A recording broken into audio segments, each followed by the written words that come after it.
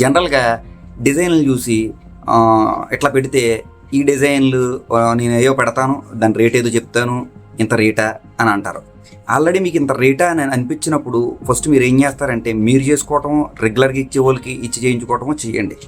ఆ కాన్సెప్ట్ల గురించి ఇంత రేటా అని కాదు. అసలు ఆ ఫోటోలు ఎక్స్ట్రీమ్ ప్రీమియంలో చేసిన ఫుటేజ్ ముందు బిఫోర్ ఫుటేజ్ ఎలా ఉంది అన్నది ముందు మీరు తెలుసుకోవాలంటే ఎనీ డెస్క్కి వస్తే మనం ఆ కంపారిజన్ మీకు చెప్పగలుగుతాం.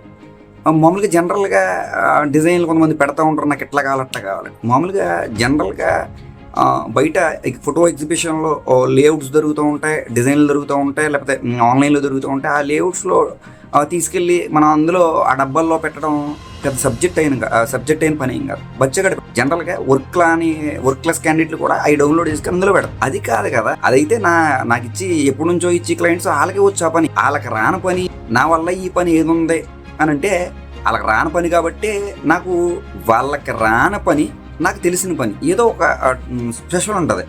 ఆ ఉద్దేశం మీద మనకి ఇస్తున్నారు. ఏంటి అని అంటే మామూలుగా జనరల్గా ఒక ఫోటోని డబ్బాలో పెట్టడం ఏ బచ్చగాడని చేస్తాడు, ఏ వర్క్ రాని చేతకాడైనా ఆ డబ్బాల్లో పెడతాడు, లేఅవుట్లు కొనుక్కుంటాడో పెడతాడు. ఇది పెద్ద సబ్జెక్ట్ కాదు భయ్య. ఇక్కడ తెలుసుకోవాల్సింది అంటే మీరు తీసిన ఫోటోల్లో ఎటువంటి ఫోటోని బ్యూటిఫికేషన్ చేయడం కోసం ఫోటోలు ఎటువంటి యాడాన్స్ వాడి, ఎటువంటి ఎక్స్టెన్షన్స్ చేసాం, ఎటువంటి స్కిన్ రీటచ్లు చేసాం, ఎటువంటి గ్రేడింగ్లు చేసాం, ఎటువంటి ఎన్హాన్స్మెంట్లు చేసాం, ఎటువంటి లైటింగ్ అడ్జస్ట్మెంట్లు చేసాం, ఎటువంటి కంపోజిషన్స్ చేసాం.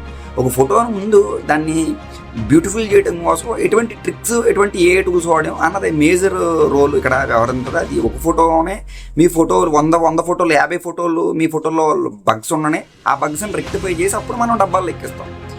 ఆ ఫోటో పెట్టే ఎఫెక్ట్, ఆ గ్రేడింగ్, కలర్ మ్యాచ్ చేయటం, ఇవి రాని వ్యవహారం ఉన్న వాళ్ళ కోసం నన్ను కాంటాక్ట్ చేస్తారు. మీకు నాకు తేడా ఏంటంటే మీరు డబ్బాల్లో పెడతారో లేకపోతే లేఅవుట్స్ కొనుక్కుంటారు అందులో పెడతారో, అది ఎవడైనా పెడతాడో, మీకు తెలియని లాజిక్లు కొన్ని నా దగ్గర ఉంటాయి కదా భయ్య.